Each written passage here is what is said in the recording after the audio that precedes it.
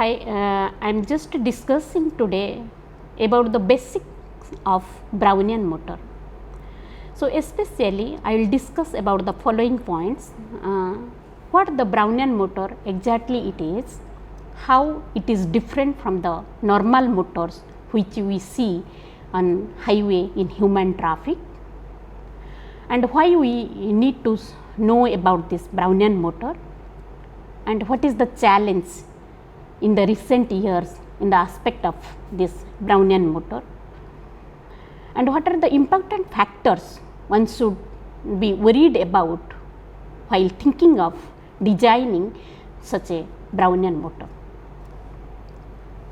So, first let us see how the Brownian motor is different from the normal motors which we see on the highways in human traffic. The normal motors like car, buses, trucks, so these are huge in size, they are macroscopic in nature, whereas the Brownian motors, they are microscopic in size, very small in size, and typically they work or they operate in nanoscale. So, the typical size of Brownian motor is of the order of few nanometer, whereas the motor Brownian motor, it operates following the same rule as what the normal motors do in everyday's life. For example, even we do not realize there are millions of millions of motors that are operating inside our bodies. So, that is the reason we are every day we are performing different tasks, we are doing different work for different purpose. So, for any kind of motor, the motor should operate in such a way that it should follow the principle that the motor should be having a input source which should provide the motor input energy to the motor, or which can fuel the motor. Once it provides the input energy to the motor, what the motor does? Motor converts a part of the input energy into mechanical work or does some output work, and a rest part of the energy it just dissipates to the environment or to the scene, and it is gone as wastage. It is a kind of garbage to the environment. We can just realize if we think of the real normal motors on the highways like the car, buses and the trucks. Basically, if we give the task that the car has to cover a distance of 50 kilometer, if it is not having sufficient fuel, it cannot cover that much distance. So, for that we need to provide the fuel. So, basically the fuel is the input source and we can control externally. So, basically we can the fuel can act as an external agent. We can tune the quantity of that fuel.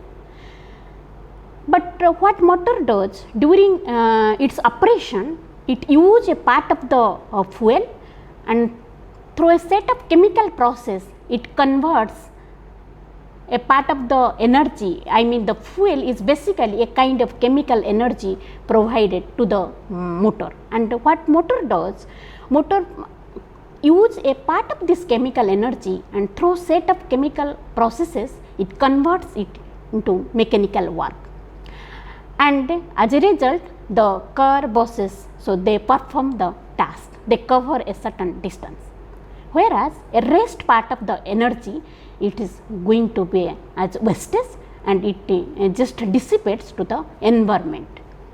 You can realize this dissipated energy when you for the operation of a car, while during the operation of a car, when you go and stand in front of the exhausted pipe and you feel that lots of smoke coming out and you feel hot. So, basically this is a kind of the dissipated energy which is in the form of heat energy. So, basically the motor converts a part of the input energy into mechanical work with which it does some work or performs the task. The rest part of the energy is getting as wastage, or it is dissipated to the to the environment and takes the other form of energy. So, basically for any motor, it while operating, it follows the universal law of nature, which is basically conservation of energy. So, energy cannot be converted, or it cannot be created, or cannot be destroyed. It can only convert from one form to another form. The same thing also we can observe if we think of ourselves. We do not realize at each point in everyday's life, millions of motor are operating inside our bodies. So, that is the reason we are able to perform lots of tasks every day. We are performing different work for different purpose. But if we do not have sufficient energy, we cannot work, and that energy we get by consuming food. So, this food acts as an external agent, and it provides some input energy to our body, and as a result, when we consume some food through a set of chemical process, the motors which are operating inside our body, they convert this part of the energy into mechanical work, for which we are able to perform some task, or we are able to perform some work for different purposes, and rest part of the energy is going to be as wastage. So, basically for any kind of motor, whether it is a normal motor on the highway in human traffic, or the motors which are operating inside our bodies, or it is a Brownian motor. So, it has to follow the universal law of nature, which is the conservation of energy. So, it uses a part of the input energy to do some mechanical work, it performs some task, and the rest part of the energy used to be dissipated to the environment as a garbage, or as a dissipated energy, which is not of use. So, the energy cannot be created, or energy cannot be destroyed. It can only get converted from one form to the another form, and the operation of motor follows the same principle of conservation of energy. So, the Brownian motor also do the same way what the normal motors do in everyday's life. Why it is named as Brownian? Why it is called as Brownian motor? Because in case of operation of Brownian motor, the motor transports or makes the transport in a Brownian environment, in a random environment, in a stochastic environment. A stochasticity is involved in its mode of operation, or a randomness is involved here. Then how we can know a stochasticity is involved in the operation of motor, or in the mode of operation, or what is a stochastic process? What is meant by stochasticity, or what is meant by a stochastic process? So, first, in order to realize a stochastic process, or how a randomness is involved in the process, or a dynamics, then let us consider a dynamical process. Basically, a dynamical process means a variable must be changing with respect to time, or with respect to any other parameters of the dynamics. So, let us consider a dynamics where the position and velocity are changing with respect to time.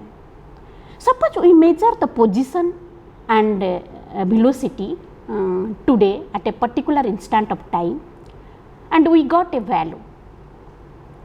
If we measure, if the process is stochastic in nature, or if a randomness is involved there, if we measure the same position and velocity tomorrow with the same set of condition following the same procedure, the value which I get tomorrow, it will not be same as the value which I get today. So, it will be very different from the value which I get today. And if I repeat the same experiment once again on another date, then the value, if I follow the same procedure with the same set of condition, and if I measure the same position and velocity, I may get a different value which will be completely different from the value which I got yesterday as well as today. So, the variable or the position and velocity basically varying randomly with time, or randomly from one measurement to another measurement, or it is varying randomly from one realization to another realization. So, basically in this case the dynamics is stochastic in nature, and a randomness is involved in the dynamics, or the process is a stochastic process. But if it is not, if there is no randomness in the dynamics, if there is no stochasticity in the dynamics, then if I perform the experiment today and I measure the position at a particular instant of time today, what value I get if I repeat the same experiment with same set of condition once again tomorrow, then the value which I will get, it will not be very different from the value which I get today.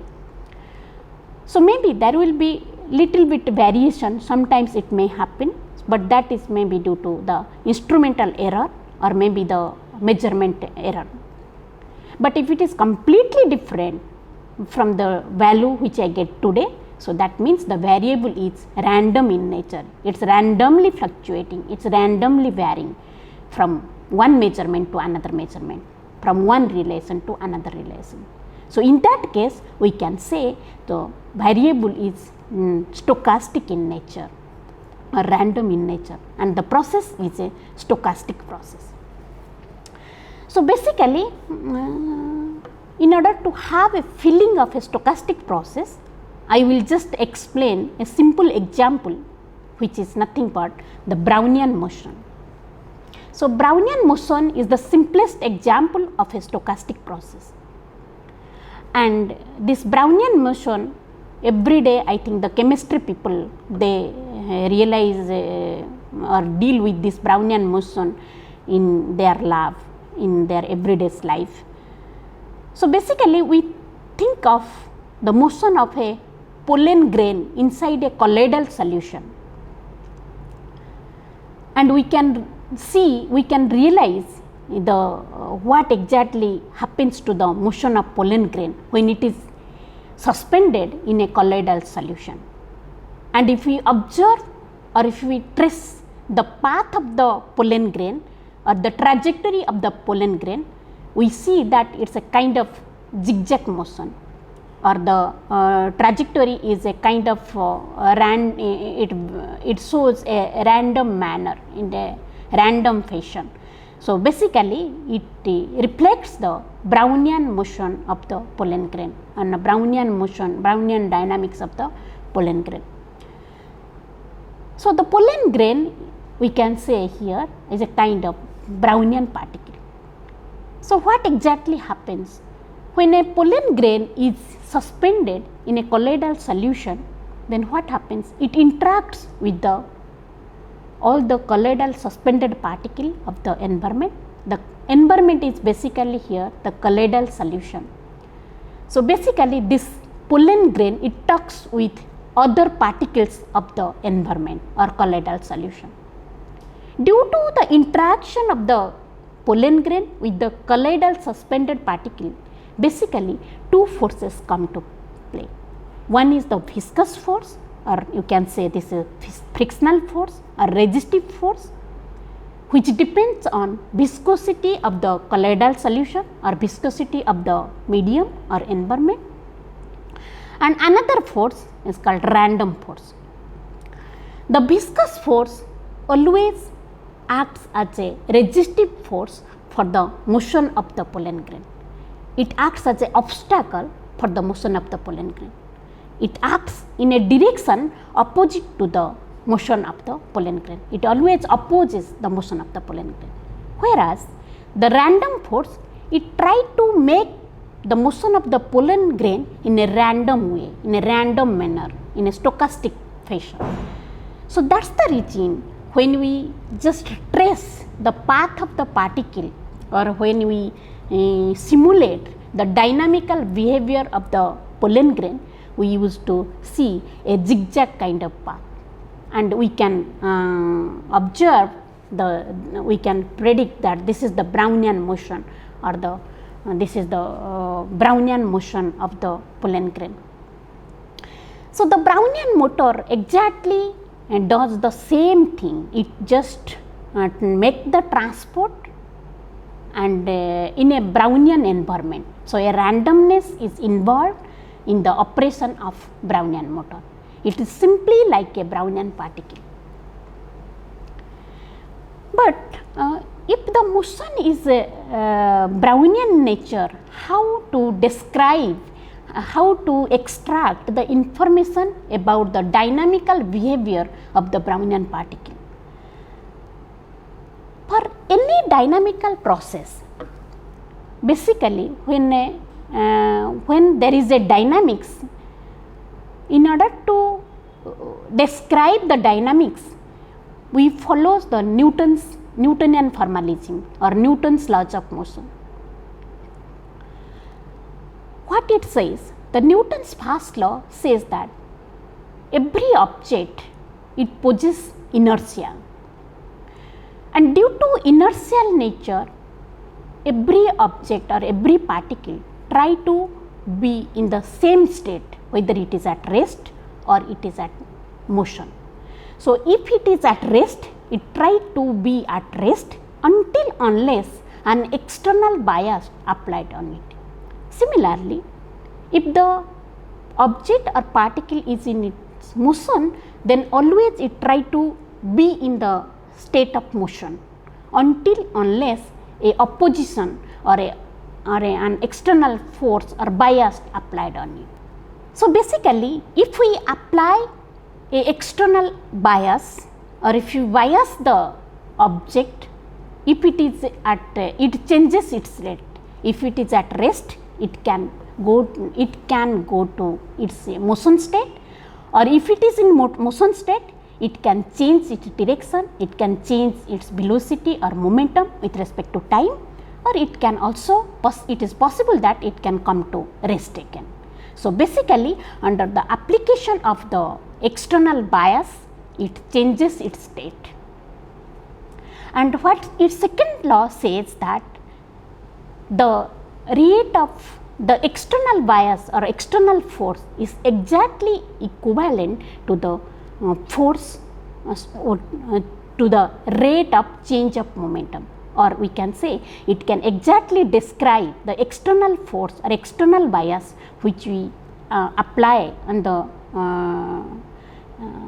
object or system. It can if it is in motion, then it can exactly describe how the momentum is changing with respect to time, or how it is accelerating. So basically, the force will be nothing but mass into acceleration. So if the dynamics is Brownian nature, if a randomness is involved in a dynamical process, so basically, in order to describe the dynamical behavior, extract some information about the dynamics, we need to write some set of equation. And since it is Brownian, the Newtonian mechanics cannot help to describe the dynamics. Newtonian mechanics alone cannot help to describe the dynamics. So it was first given by the scientist Langevin, and as per his name, so the theory which was proposed by Langevin in order to describe the dynamical behavior of a Brownian particle. So basically, it is nothing but it is called as Langevins formalism or Langevins dynamics, and it basically Newtonian formalism along with a noise, additionally with a random force or a noise force. So, basically we can see this m dv over dt equal to minus gamma v. So, this is the Newtonian mechanics, and in addition with a noise force or random force. So, the full equation is nothing but this is Langevin equation of motion. So, which can describe the dynamics of a particle in a Brownian environment, where m dv over dt is the inertial force, minus gamma v is the viscous force, and zeta t which is basically the random force. So, so far we understood that the Brownian motor it transports or make the transport in a Brownian environment, and the dynamical behavior can be described using the Langevins formalism or Langevins equation of motion. Now, how we can define this Brownian motor? Although it is moving in a Brownian, it makes the transport in a Brownian environment, on average, on overall average, the transport used to be in a preferential direction. That means Brownian motor does the transport or makes the transport in a preferred direction, although it makes the transport in a Brownian environment. So, the Brownian motor is designed in such a way that it rectifies the unbiased fluctuations into a unidirectional motion. So, I would come to this point like unbiased fluctuation, what is exactly that I will come in the later stage. So, basically Brownian motor, even if it just makes the transport in a Brownian environment, on average it does the transport, it is designed in such a way that it does the transport in a preferred direction, in only in one direction. So, basically if it is that, then what are the basic ingredients and key criterion for the operation of such Brownian motors? So, the first criteria is in order to design the Brownian motor, the system should be driven far away from equilibrium, or it should be in non-equilibrium. And the second ingredient or second criteria should be some asymmetry or symmetry breaking should be there. So, following this non-equilibrium condition and symmetry breaking condition, including these two factors, it overall makes the transport in a particular direction, in a preferred direction. So, first we will see what is a non-equilibrium condition, how it is different from equilibrium. So, if for example, if a system is at equilibrium, let us say here I have shown a diagram. If say system is at equilibrium, let us say a system is having two states, state A and state B.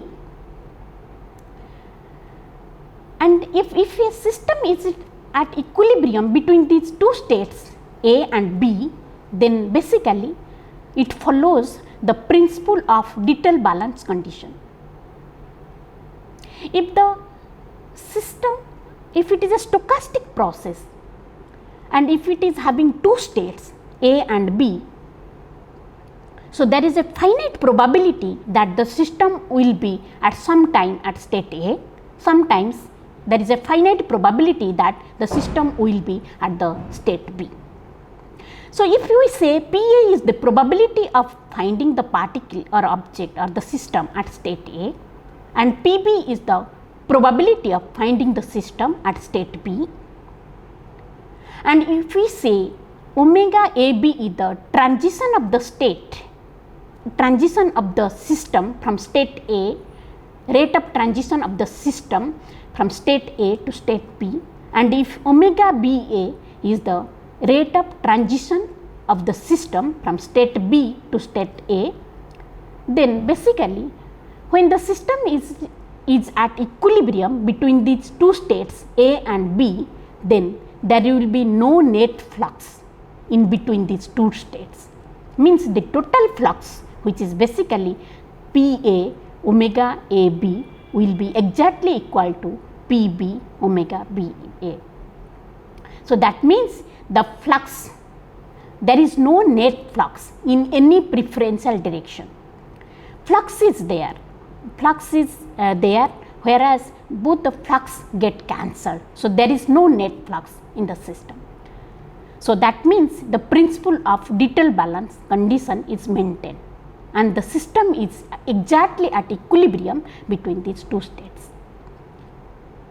But in contrast to that, if the system is driven far away from equilibrium, or if the system is at non-equilibrium condition, then there must be a flux in a particular direction. So, in that case we can say there must be a flux, there must be a motion, there must be a transport in a particular direction, and that might be due to some unbalanced bias acting on it. So, there must be unbalanced force or unbalanced bias or unbalanced potential acting on it. So, that is the reason there is a flux in a preferential direction. So, whenever there is a flux in a preferential direction, then that must be a non-equilibrium condition, or the system or the process must be driven far away from equilibrium. If the system or the process is at non-equilibrium, life is not that easy. It is not very easy to deal with the dynamical behavior if it is in non-equilibrium. But life is easy if the system is at equilibrium, because there is a universal formalism like Gibbs-Boltzmann theory. Using that Gibbs-Boltzmann formalism, one can exactly extract all the equilibrium properties of the system if the system is exactly at equilibrium. How? Because if the system is at equilibrium, if we know the phase space point, for example, if you know only the dynamical variable position or momentum, one can easily construct the Hamiltonian of the system. Once you know the Hamiltonian of the system, you can construct the partition function, and once you know the partition function, then using this Gibbs-Boltzmann formalism, one can exactly construct or exactly find out the equilibrium free energy of the system or process. Once you know the equilibrium free energy, then all the equilibrium properties can be exactly investigated and can be found out. So, all the equilibrium properties can be explored by using this Gibbs-Boltzmann formalism, which is a universal formalism. So, the life is very easy if the system is at equilibrium. In contrast to that, there exists no universal formalism which can give a details about the exploring or extracting information about the dynamical properties of a non-equilibrium system or non-equilibrium process. In the recent years, there are some theory which has been experimentally verified, for example, like Stochastic equality. So, this has been developed or invented, and this can be implemented to the process which is at non-equilibrium, or this equality, it can be used to extract some non-equilibrium, to extract some equilibrium information through non-equilibrium measurement, whereas I am not going in detail in that context, but usually if the system or the process is at non-equilibrium, then it is very complex and it is difficult to extract information about the dynamical behavior of the non-equilibrium processes.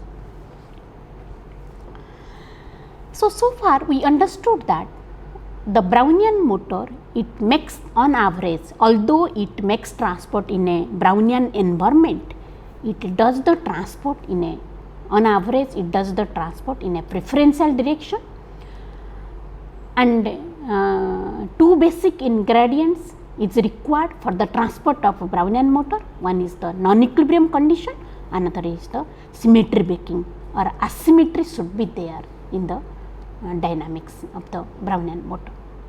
In the recent years, there is a huge interest in the artificial synthesis of Brownian motor. But why? Because as I mentioned before, the basic principle of operation of these motors has application in biological transport processes. So, it has application in medical device. Also, it has application in nanotechnology, basically in separating particles or in a nanoparticle separation device. The same principle can be used in order to separate the particles at nanoscale. So, this is a great challenge because the motion of the Brownian motor is in a complex non-equilibrium environment, and it is not that easy to extract all the information about the dynamical behavior of this motor. So, that is why it is a great challenge in the synthesis or design of this artificial Brownian motor. So, basically one of the main motivation is to understand the basic mechanism behind the operation of motors inside our bodies or inside living cells. Because as I mentioned that inside our bodies every day millions of motor operate, and they transport from one point to other point, and they carry lots of cargo vesicles from one point to another point in a very noisy environment. Although they transport through a noisy environment, they perform the task in a very reliable way, very efficient way. So, how it happens? What is the basic mechanism these motors which are performing inside our living bodies, inside our living cells?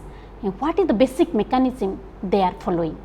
As I mentioned that the motors, there are millions of motors, they are operating inside our bodies, inside living cells, and they perform difficult tasks. They transport lots of cargo vesicles from one point to another point, and they operate in a very noisy environment. Although they operate in a very noisy environment, they transport in a very reliable way, a coherent way, and also a very efficient way. Then the question is, what is the basic mechanism behind the such efficient and reliable operation of these motors through this noisy environment? So, it is also one of the, in order to answer this question, we need to understand the basic mechanism behind the operation of these Brownian motors, and it is a great challenge in the recent years in the synthesis or in the design of an efficient version of Brownian motor. As we already understood that non-equilibrium and asymmetry are the two basic ingredients for the operation of these Brownian motors. So, based on introducing asymmetry to the environment, the Brownian motors can be modeled in a different way, in different ways. So, here I will just explain one of the model, for example, rocking ratchet or Brownian motor, which is a rocking ratchet model. So, here you can just see that there are Brownian particles, they are trapped in a potential well, and this potential is a ratchet potential or is a kind of sawtooth potential, it is an asymmetric potential. So, this the particles basically it will try to be maximum time, it will be try to be in the minimum of the potential, because at this minimum of the potential it attains the minimum energy, and it is the most stability condition of the particles. So, Brownian particles when they are trapped in a such a asymmetry potential, then basically they will be trapped in one of the minima of the potential well.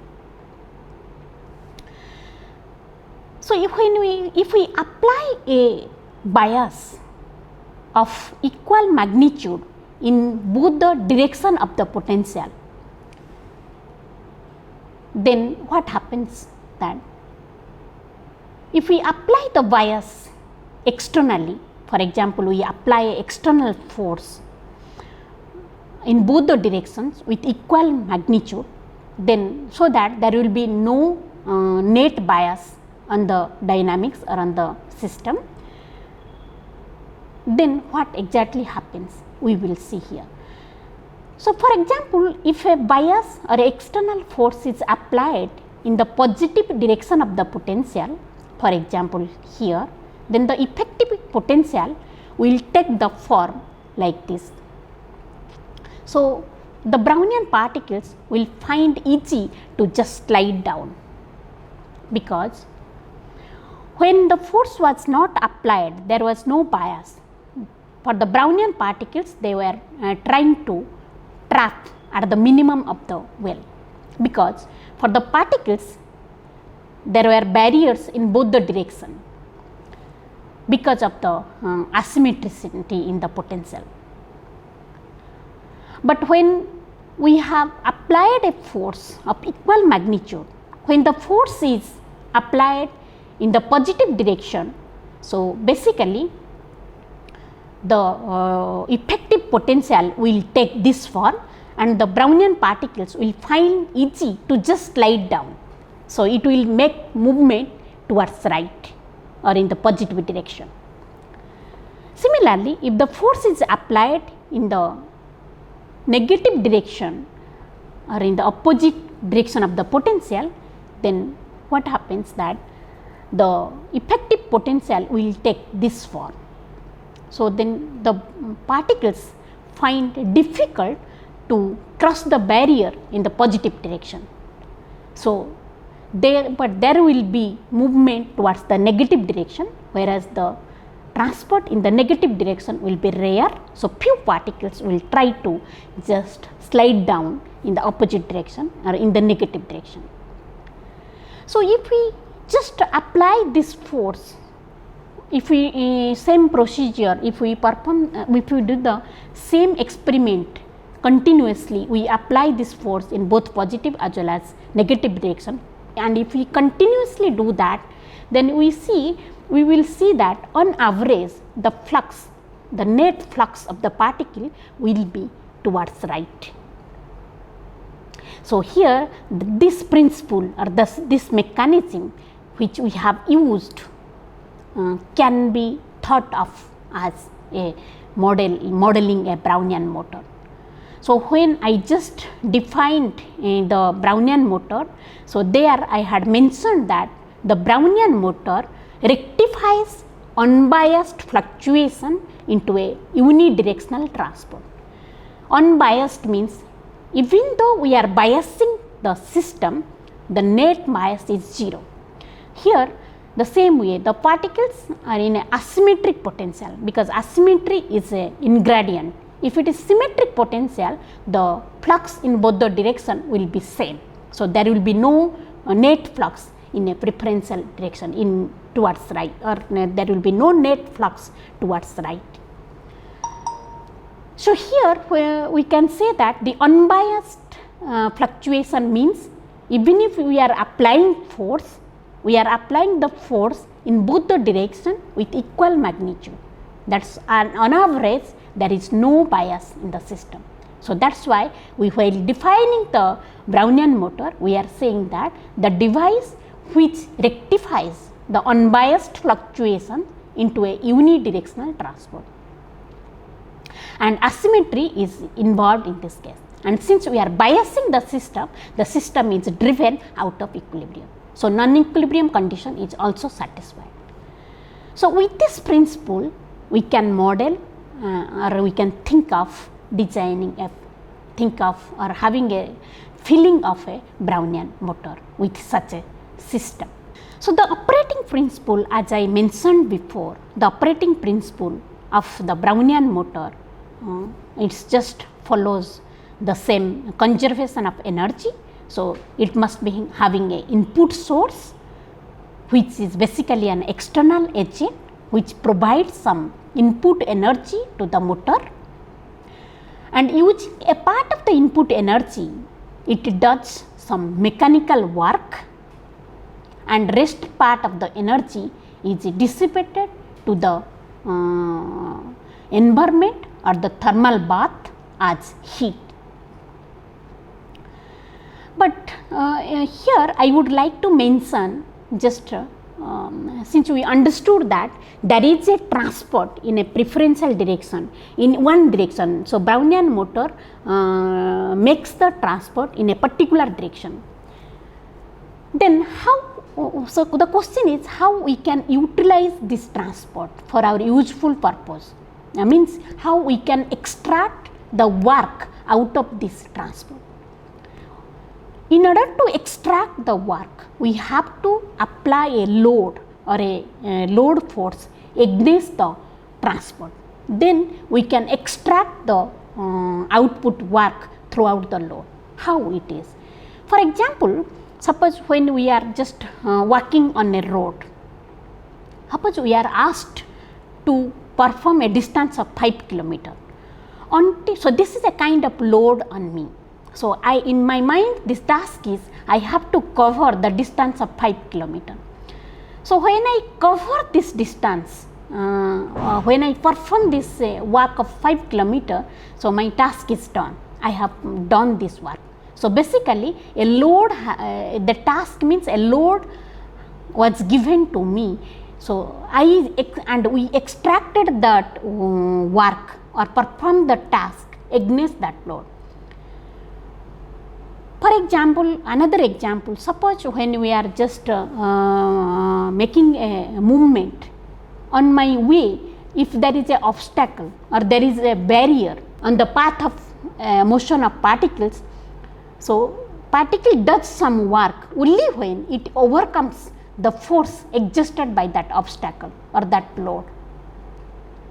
So, that means in order whenever there is a transport, if we want to utilize that transport, if we want to extract some output work out of this transport, then we have to apply a load against that motion, and that is what Brownian motor does. So, in order to extract the output work, a load force is applied in a direction opposite to the motion of the Brownian motor.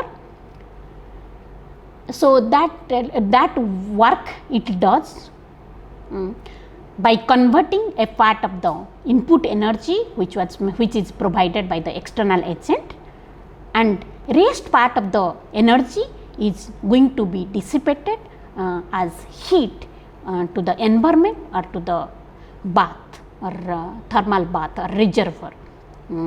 Basically it is thermal bath or reservoir, it is a environment from the motion of the Brownian motor.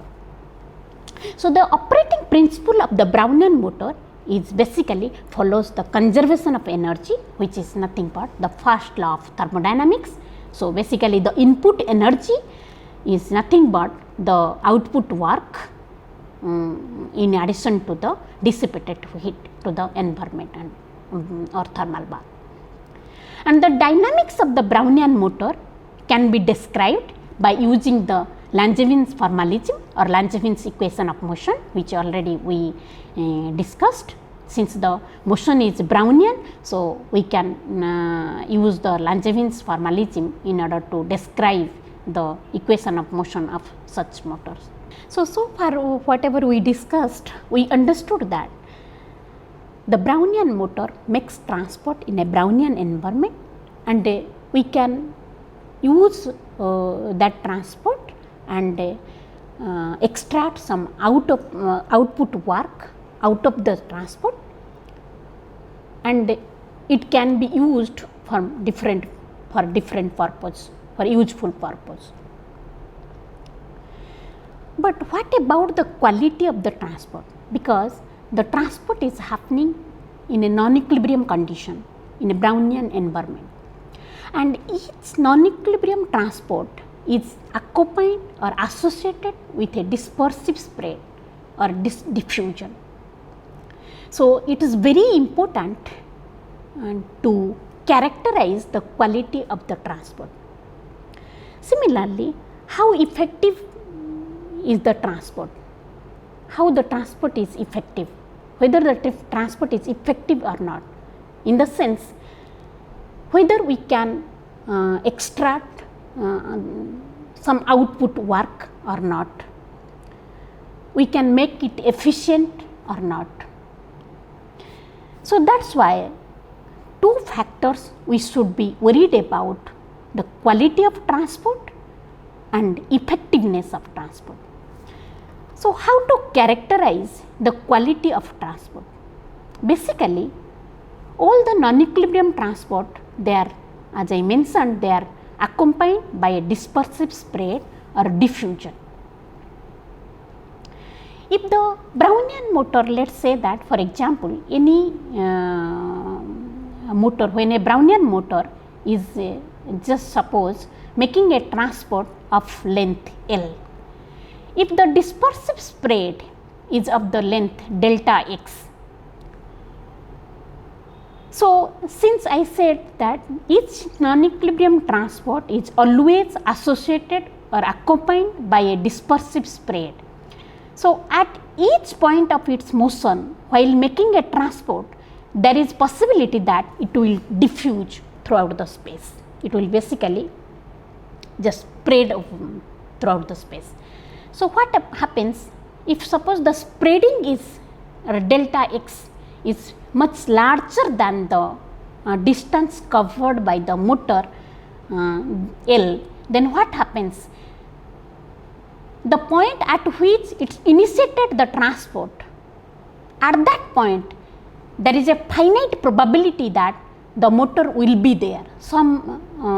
That means it has not been completely transferred to the end point at the end of the distance L. If delta x or the dispersive spread or diffusive spread is much larger than the distance covered by the motor, then the transport is not reliable at all. It is not a coherent transport, because it says that there is still a finite probability that the motor will be at the initial point. But if the dispersive spread is much less than the distance covered by the motor, then the transport is reliable or it is coherent. So, basically the quality of transport or coherence of a transport can be characterized by a dimensionless parameter called Piclet number. So, basically if the Piclet number is very high, so basically it reflects the less diffusive spread. So, basically in that case the particles are reliably transferred from one point to other point. Similarly, if the diffusive spread is very large, in that case it degrades the quality of the transport or the coherence is basically lost. So, the next factor is effectiveness of transport. How to measure the effectiveness of transport? So, the basic measure for any transport, the basic measure is the average velocity. Basically, when you are measuring the transport, the quantifier is average velocity.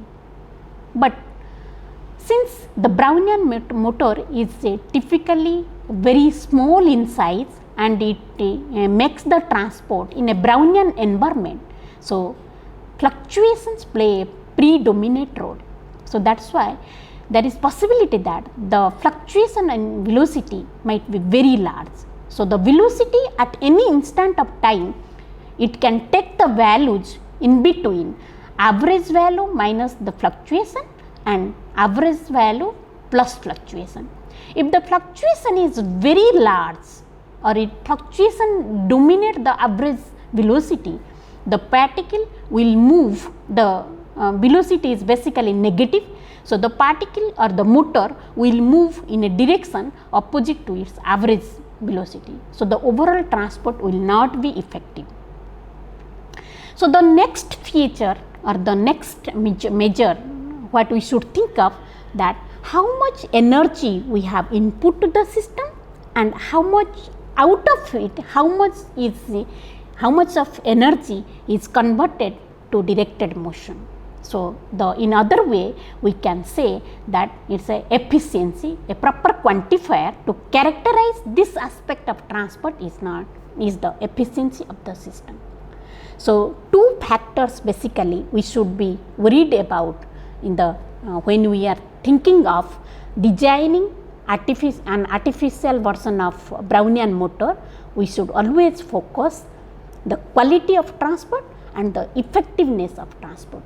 The quality of transport, how reliable it is, and the effectiveness of transport can be measured by measuring the efficiency of the transport, how efficient way it can perform the task, it can transport in a Brownian environment. So, with this I think I will conclude my lecture here. So, see you next time. Thank you.